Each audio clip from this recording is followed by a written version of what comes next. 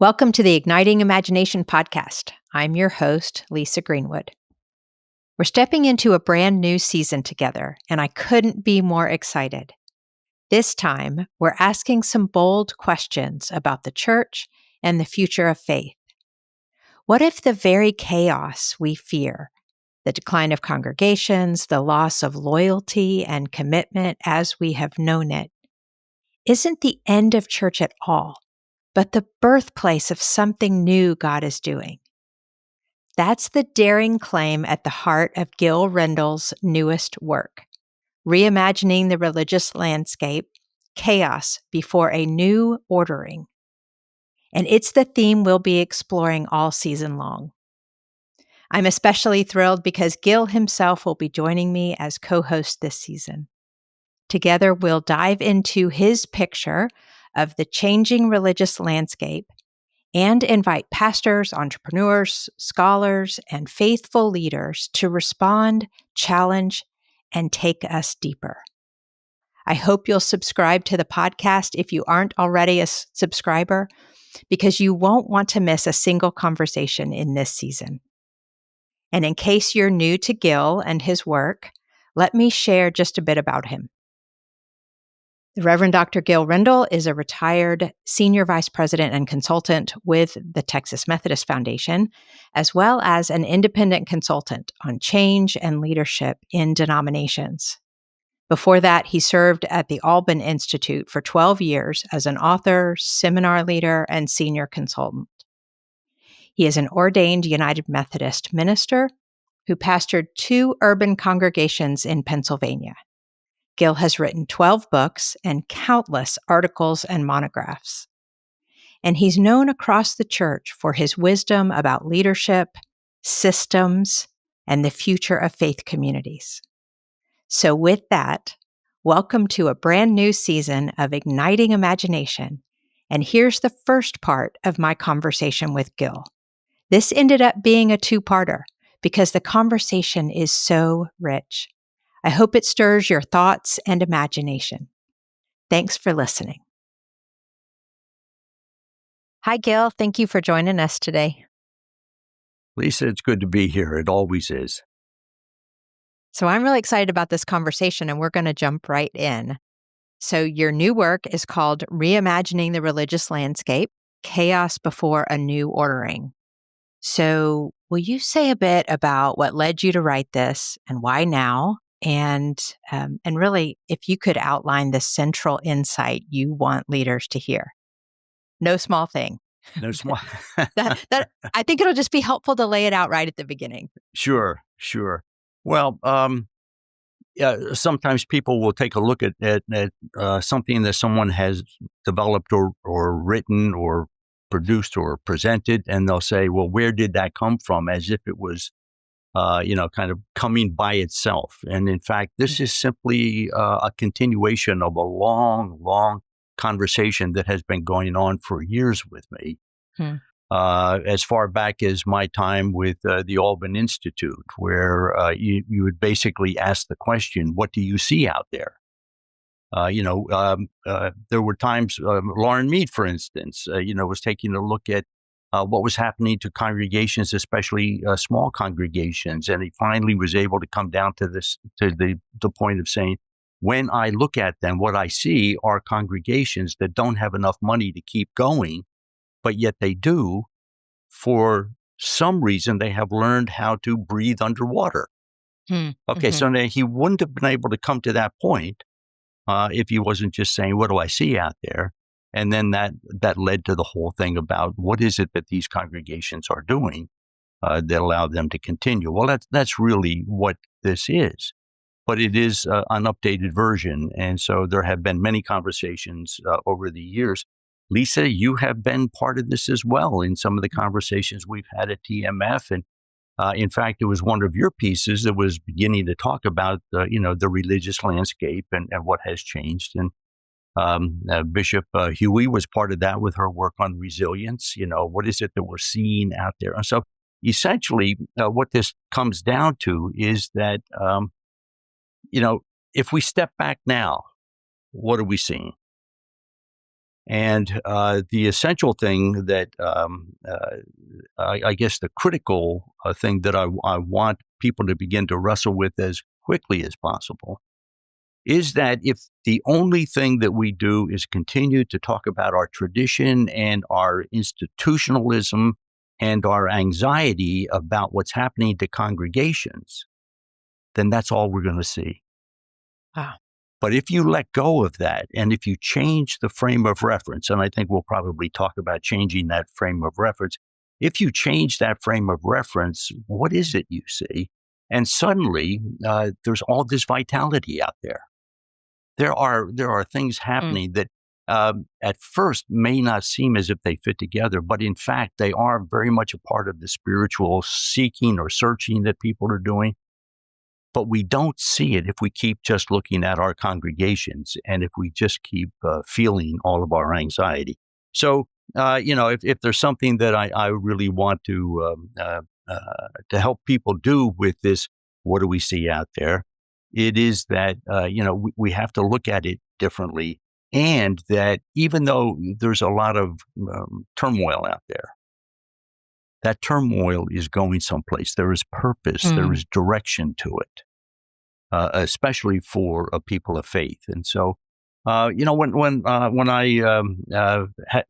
I think about people picking up this particular piece, I hope it will stir them to get a little bit more aware of what's already there, rather than think that they have to invent, reinvent, create, recreate. How do we actually see what's there and then step into it ourselves with what we have and with who we are? So let me start from there. That's helpful. And this word you use about framework seems like you're almost changing the question, or at least adding to the question, because it's been, what do you see? But now you're inviting folks to even think about the perspective from which they see, the lens, if you will, Right. and inviting them to maybe, to keep the metaphor, zoom out a little bit, but really see where we fit in, as opposed to just describing what is. It's really thinking about the perspective from which we see. And so I would love for you to walk us through your map. And you set these poles, if you will, of sacred versus non-sacred space, as you outline the map. But then you also have voluntary association organizations and free-form organizations that are both loose, if you will. And then you have in the center these employment-based organizations that are tight. Right. And so I would love for you to describe a little bit about the map, and then how does that help us see the church in the midst of that? What opens up for us as we Sure. think about the map? Sure. And for our listeners who may not have seen the writing at this point, or may not be familiar with it, there actually is a map. In other words, kind of a field that you can look at and place things on that field. And in order to get there, there's actually two steps. And the first step was to shift from looking at religion through congregation or congregationalism. So let's no longer look through that window of congregations and what's happening to them. And let's start looking at a different window, which has to do with meaning making. And meaning making is all about the search that people have historically, from the beginning of human time, done trying to make sense out of their world. And this comes from the work of one of the earliest sociologists, Emil Durkheim, who was a functionalist. He would say, if we're looking at group behaviors in a culture, they're doing that, but why are they doing it? What is the purpose? What is the function of what they're doing? And so when he began to take a look at religion or spirituality, he was basically saying that they are in the process of meaning making, which has four component parts. The first part is meaning itself. How do I understand the world and how it operates? And in my context as a Christian, I understand the world as, the creation of a creative God. That we have a God that has created a world, that has covenanted with people in order to be in that world, to care for that world, to be in relationship with one another. And so the way I think about my world comes from the narrative that I have out of my own Christian faith. That makes sense to me. Mm-hmm. So he said, if you have this meaning, then the second component part of that is purpose. What is your purpose in that world that you understand? How do you live in that world? How do you behave? How do you appropriately be part of the world that you understand? And so that for me, has a lot to do with how I relate to other people, my honoring God through worship. I mean, there are all these things that come to it. And, if I understand the world is this creative act of God, which is covenants with me in relationship, well, then I respond in certain ways. So you have meaning and purpose. And then the third part he talks about is community. Who are the other people who understand the world in the same way that I do, okay, and are trying to work in that world as I am? And how can we identify each other so that we can do this together? And then the fourth component part of that is ritual. How will we remember, honor, kind of ritualize that which we do so that we can be part of that world? Okay, so if you will, those four components are all a part of what Durkheim meant about meaning making. Okay. But the big point here is that people are doing that stuff well outside of organized religion. So our assumption that you go to a congregation in order to seek meaning and to practice meaning limits our worldview. But if we say that a congregation is one of the places and one of the ways in which some people are doing that, but oh, by the way, there is this other space in which people are doing that. Okay, so that leads to two questions. The first question is, where do people go to do their meaning making? And then the second question is, how do they organize themselves when they are doing their meaning making? And that's where we get to these two axes that you were talking about, Lisa. Okay. That, where do they go? Well, some people go to sacred space. Some people go to non-sacred space. And that is not a binary. Those are two poles. And there's a whole lot of territory in between, some of which leans closer to sacred, some of which leans closer to non-sacred. But there's a far greater range than we have normally, given ourselves or thought about using. Okay, so if you use that as a horizontal axis, then the vertical axis would be, okay, then how do they organize when they're doing this? And at the very bottom is this voluntary association kind of an organization. And that is kind of an organizational category, if you will, in which we really just talk about the fact that these are organizations in which people voluntarily come in, voluntarily participate, and voluntarily belong and share an identity with.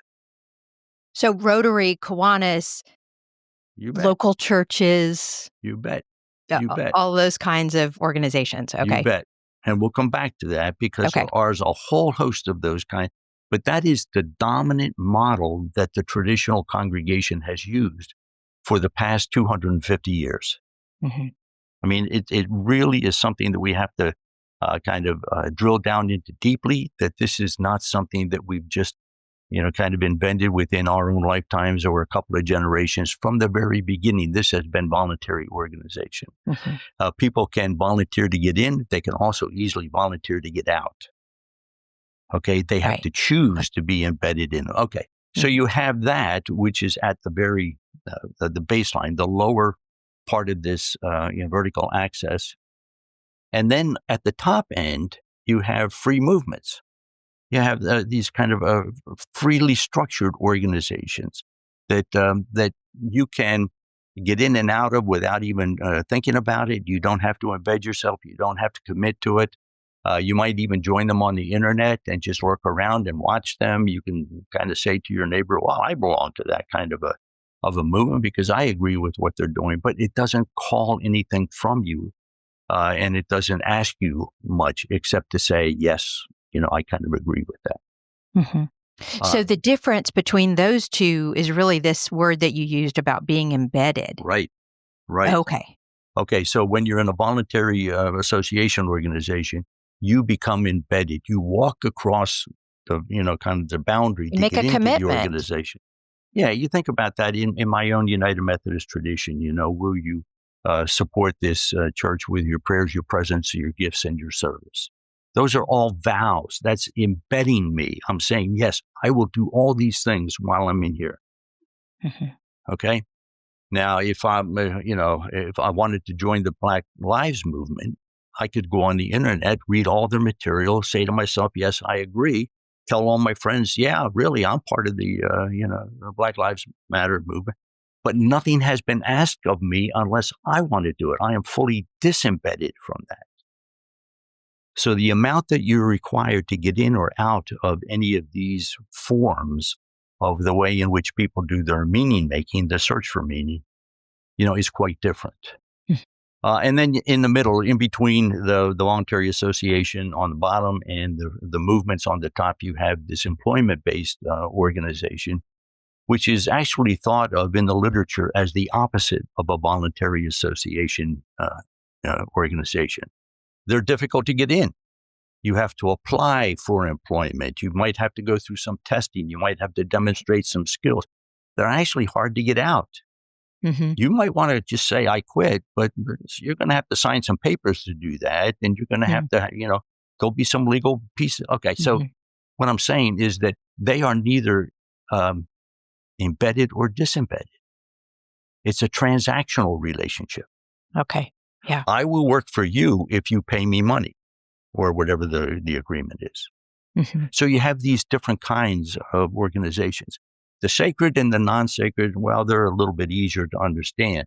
But we have lived with these different forms of organization in our culture. Some which are very loose, okay, like the movement particularly, and voluntary or association organizations on the two ends. Let me put my other hand up there. But in the middle here, that's a very tight form of organization. Okay. So you take the horizontal axis, sacred, non-sacred. You take the forms of organization, okay? Now you've got two different lines that give you four different quadrants. Okay, yeah. And you can begin to think about where do the various expressions of spirituality fit in on that map? Where do they live on that map? Is this making sense?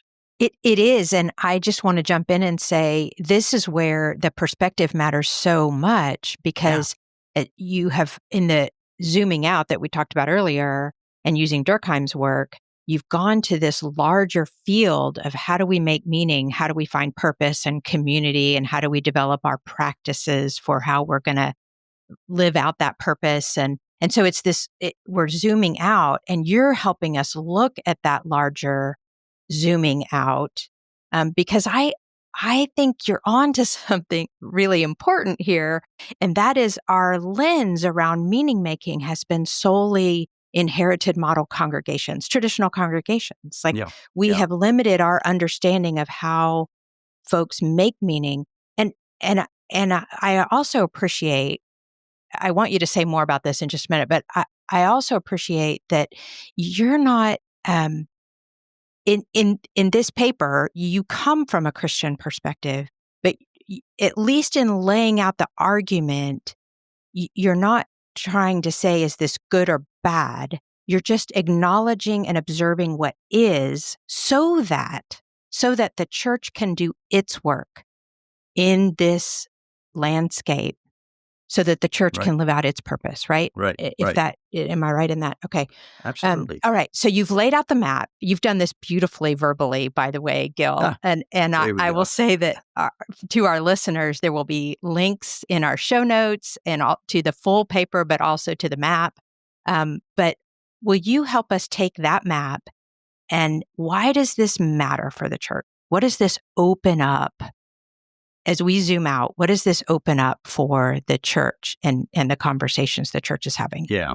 Well, one of the things about this is that a map, and we have to be careful about how we use this.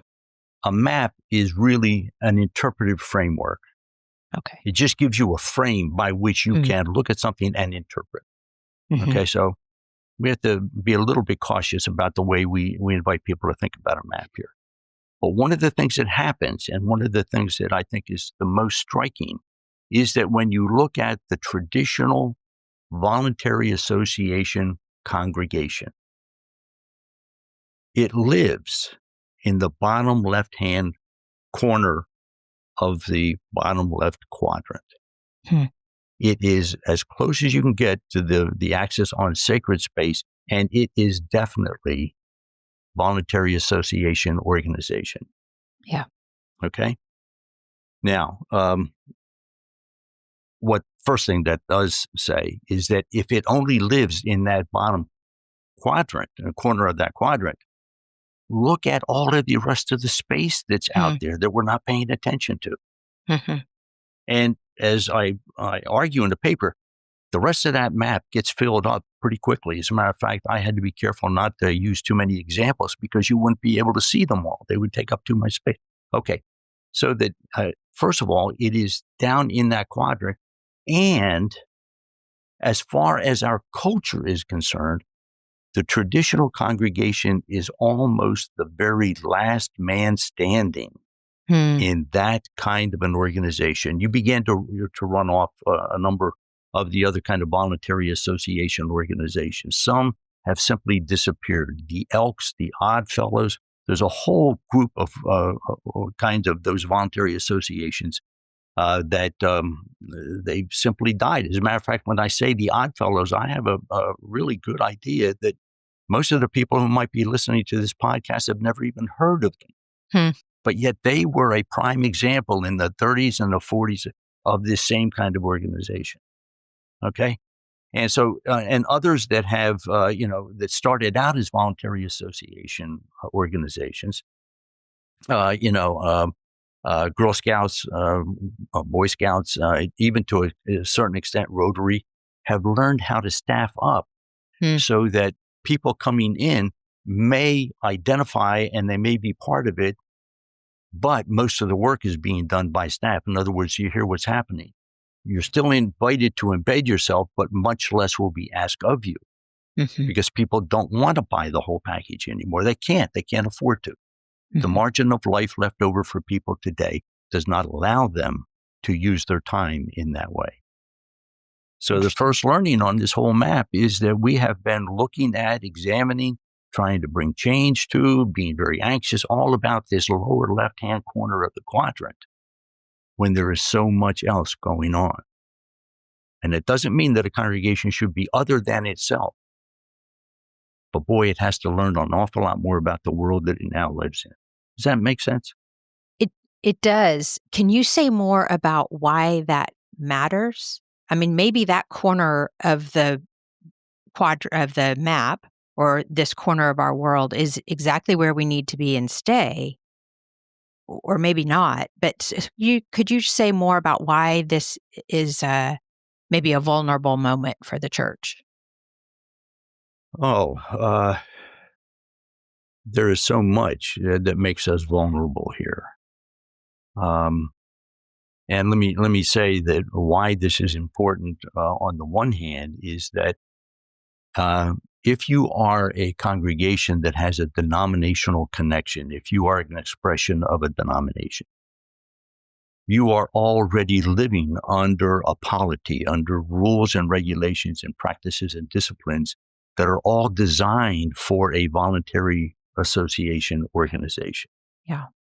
And so that inhibits you from reaching out into other areas to begin to deal with disembedded people. One of the first things we do is measure how many members you have. Okay. And by membership, we're talking about embedded individuals. Mm-hmm. We want them to come in and make the promises and show up every week. My little church that I attend, we just took in 3 new members this last Sunday.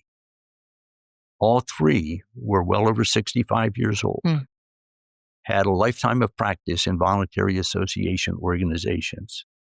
And we have other people in the congregation who come and go, and they love being there. They love being away, and they're in and they're out, and they're doing it. Okay. One of the things that we have to come to terms with is that we have designed a system that we now have structured so closely that it disallows our being more of what the faith is asking us to be. Interesting. If nothing else, one of the ways you can say that is it actually inhibits our participation in our own neighborhoods. We just can't go out and be who we are. We have to make them come in and be how we are. Is that okay? What are we doing? Yes. Yeah. Because I've heard you say this before, like we're set up to make good members. Yeah. But not necessarily set up to form disciples. Right. So a disciple-making entity that is not necessarily making disciples. And by that, meaning we're living that discipleship every single day of our lives, which can and be formed by and enriched by a very deep commitment to your local church and being formed by that. But sometimes it can be constrained and limited to what happens on Sunday morning and what committee you're on and those sorts of things versus how you're living your life all day long, every day. So that's really interesting. I'm also hearing you touch on something that feels really important, and we don't have time to go down all the every trail that will come up, but that what is being made clear as we look at the whole map, but also as we look at generational trends and as we look at the culture, is that increasingly folks are seeking meaning outside of, and practices actually outside of traditional congregations, but maybe even outside of that quadrant, if you will. So it's like the whole map opens up for possibility. And so if we limit ourselves to what we already know and have done that served well for generations, wasn't wrong, but served well for generations, but it's shifted now, then we could limit what's possible. Am I saying that? No, you are. And so let's try to take 2 steps with this one. The first, before we leave the traditional congregation, let's at least acknowledge that we are now beginning to see some patterns and some trends, which are observational, but are showing us that some congregations are stretching beyond just that little part of that lower left quadrant corner. And some are learning how to staff up. And these are some of our larger congregations. They're staffing up like a lot of the other nonprofits who have hired staff and so forth so that they take on some of the responsibilities of people. They can be participants without having to take on all the volunteer responsibilities. And also what Tim Shapiro calls a divergent congregation, congregations that have learned how to live in their neighborhood.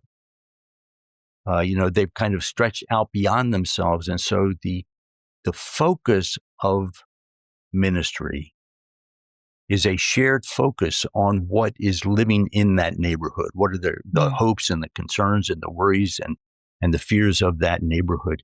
And so they are learning how to stretch out farther. And so, we are learning that, there are adaptations that are going on in congregations that are now beginning to form patterns that we can pay attention to. So that's one part of it. But then the other part is that when we step outside of the notion of a congregation, people are still doing all of that searching, the meaning, the purpose, community, and the rituals in forms that we don't easily recognize as a spiritual quest. But it is. They are out there trying to answer those fundamental questions. One of the things that really stunned me when I learned about it was that this quest for meaning in our lives is really inherent in part of what it means to be a human being. And that if you go to the Orkney Islands or the Shetland Islands that are in the North Sea above Britain, they have archaeological remains of these stone henges, and of other ways in which they have kind of pursued meaning, and it was obviously connected to nature. Mm-hmm. People at that fundamental time in life were trying to understand, the fact that the world works because of the way that the sun and the moon and the seasons come, and how I have to adjust to them and everything. Okay, that is exactly the same questions. How does the world work? How do I live in it? Who else is working on this with me? And what are the rituals we're going to follow to acknowledge these seasons so we know where we are? All of that stuff happened 3000 BC. That was going on. And don't forget, by the time civilization gets to the Orkney Islands, that started somewhere in Africa, Mm-hmm. the migration of people, that's been centuries. Okay, so from a period of time much greater before the birth of Christ than we have experienced since the birth of Christ, these questions have been going on in various forms that fit the need and fit the culture. Right. Okay, so that's the big perspective. If we bring that down, then we begin to say, isn't that the same thing that's happening right now? People are still trying to answer these fundamental questions of humanity by seeking out things, by seeking out others who are trying to perfect themselves or trying to learn how to behave or wanting to have community or, kind of addressing rituals. And it comes in all kinds of different ways. Community dinners. I mean, and go ahead, you were about ready to jump in there. Well, because I know there are so many examples of this. Right. But I do think this is a good place to jump in with a couple of terms that you use and these concepts that actually help us to understand this, what is emerging, that you're beginning to describe some of the examples. And that's desire paths. Right. And the notion of unbundling. Right. So can you talk a little bit about what those are and how do they help us as we understand the mapping? Sure. Well, do you remember when we started this and I said that, where did this map come from? It comes from looking out there and see what you can do. And these kinds of ideas are coming from other people who are doing exactly the same thing. They're looking out there to try to understand what's going on.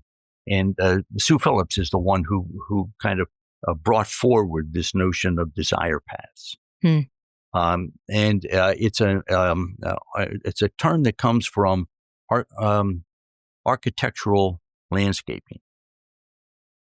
What is the landscape going to look like around whatever thing that we're building here?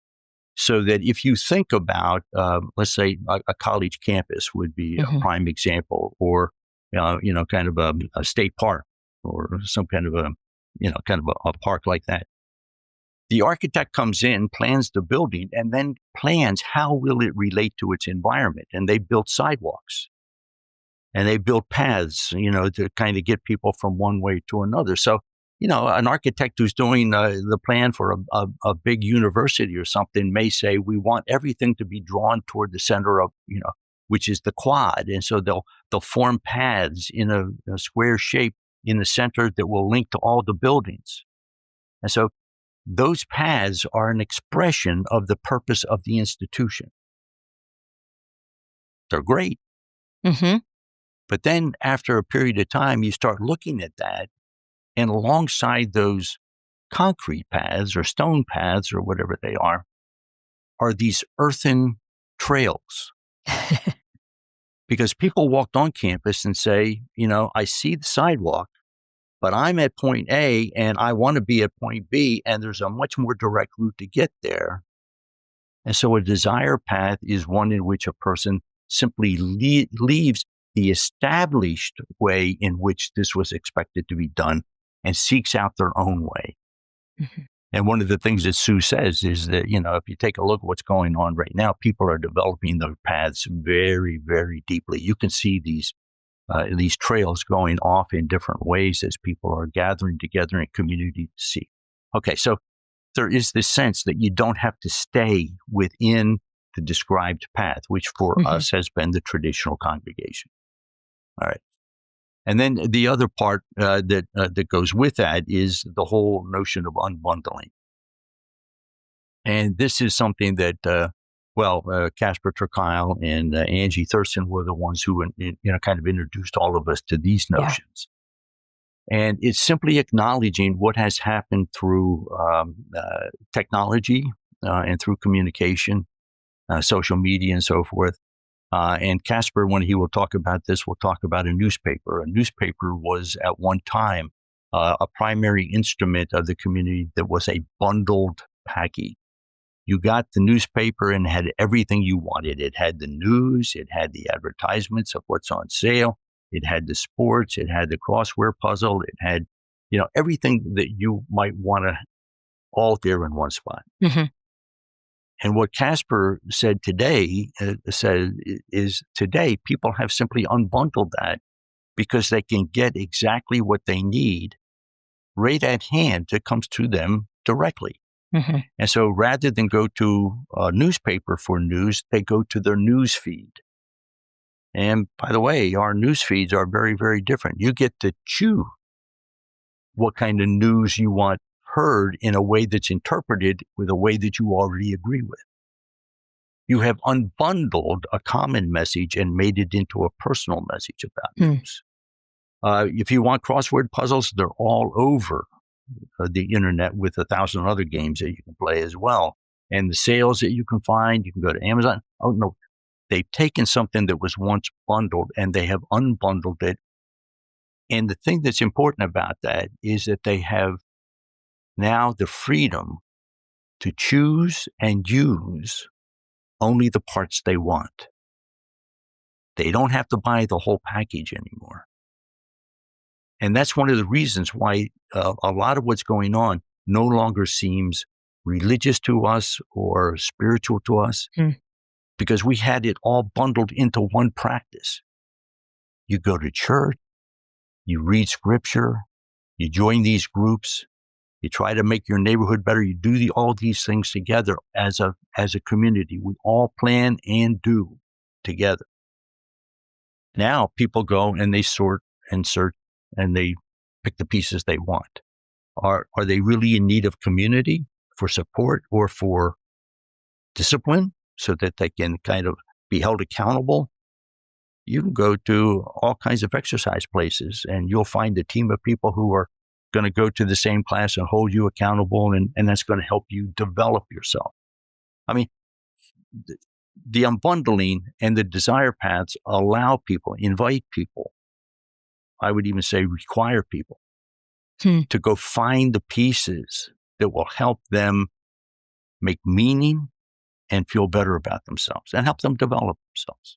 So if I would say, and I think I'm hearing you say this is an observation about how people are already behaving.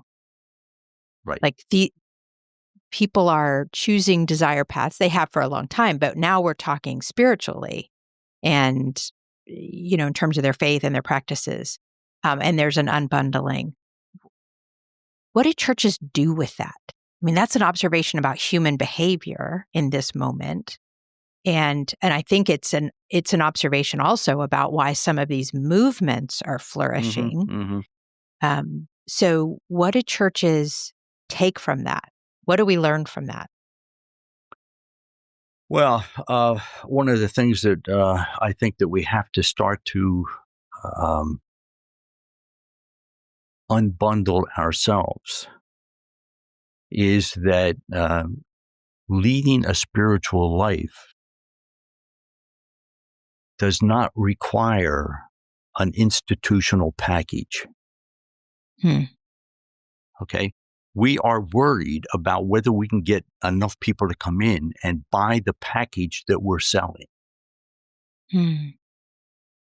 If a congregation was able to ask itself, not how do we keep our institution going, but who are we and what have we been called to do in our neighborhood? And if they pursued that, they would find themselves connecting with people who have those same drives.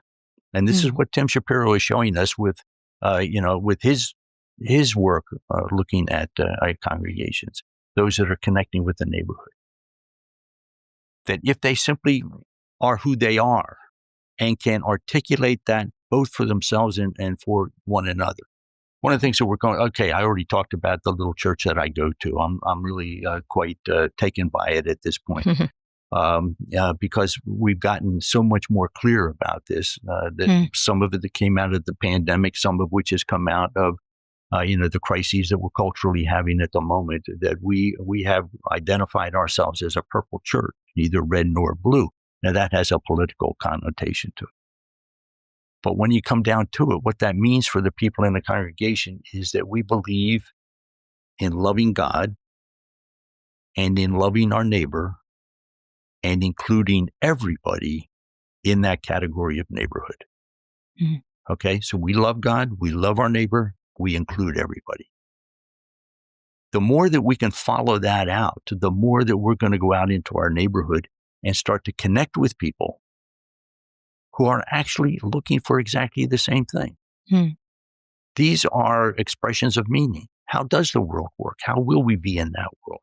How can we connect with, okay, if we're waiting for them to come in, and do what we do, it's not going to work. But if we simply get ourselves up and begin to step outside of our little corner in the lower left quadrant. Yeah. Does that make sense? Yes. And to me, what sounds really important in that is not that we look at the landscape and let go of who we are in order to be more like fill in the blank, but rather quite the opposite, that we get really clear on who we are and how we are centering this call or this purpose, loving God, loving neighbor in this case, and the work of the church forming people to love God and love neighbor, right? This formation piece, and that the more we can really be clear about it, actually, the better we will show up in this moment in the culture. Right. So that identity and purpose becomes even more critical. Let me try it this way. Okay. I've been trying to be a little bit careful about how we use the notion of map. Okay. Because yeah. it is an interpretive framework. And one of the reasons for that is because this is not the first map that's been around. Jim Wind and Jim Lewis, in their first volume of on their work on congregations in America, talk about 3 maps that we've used up to this point. And so the first one would be like from 1492 to 1776. And that was a map in which you could place congregations by their territory and their theology. And so what happened up in, the Plymouth Rock area and with the Puritans up there was quite different from what happened down in with the Cavaliers down in Maryland and down toward D.C. when they came in. And, quite different from the Friends when they came over and settled into the Delaware Valley. We've had migrations of people coming from England, and we've always assumed as if all of those people from England and all of them from Europe were uniform. They weren't. They were very different in their theology, and they settled in different places. And so the first map had to do with where did you come from and where did you end up? And that told us everything we needed to know about congregations at that time. Well, okay. So then as time goes on, you can look at 1776 up to about 1960 is when they set the next map, and they begin to say that was the time in which we mapped everything denominationally. Okay. You now knew where you were on the map by which denomination you identified with, that was, kind of which polity you followed, which theology you expressed. And so we could describe the map that way. from 1960 on, there was this fuzzier map that started to develop because all of the differences that we know in our culture, both political and theological, began to show up inside of our denominations. Mm-hmm. And so we began to map things by a much more, what would I call it, a kind of a generic description of theology. And so we began to talk about whether you were mainline or evangelical, or whether you were fundamental, or whether you was a civil religion. And so do you hear what's been happening? We've been drawing these maps for a long time. Mm-hmm. Okay. So what we're doing now is simply offering a new way to look at this, which takes us another step that will allow us to go beyond the congregationalism and the denominationalism that no longer hold sway in this culture. But in fact, people are still seeking. Mm-hmm. I think, I'm not sure I answered your question on that. No, one, though. well, it feels really important to think about those maps. And I mean, a couple of things I hear you saying is the maps help us again to see the landscape, right? The religious landscape, and to place ourselves on the map. And that matters because, folks have said culture will win every day. Right. And we are called to be an alternative narrative to the culture. Right. But you have to live in the culture. And so understanding it feels really critical. So it's helpful for you to draw that, to kind of give us the history of maps, not so that we say this is the definitive map, but rather to hold it kind of in this moment and hold it lightly and see what we can learn from it and what it teaches us, not so that we can swallow it whole and decide that that's the end of the story, but really to start the conversation and such. This has been such a rich conversation with Gil, and there is so much here that we don't want to rush it. So this is just the first half of our time together. We'll be back next episode to go even deeper, exploring how pastors and leaders can navigate this new landscape, what it means to lead with imagination, and where we see signs of hope emerging in the midst of what we might call chaos. So make sure you tune in next time. You won't want to miss it. Thank you so much, Gil, for being with us. Thank you. Thank you for always being part of these conversations.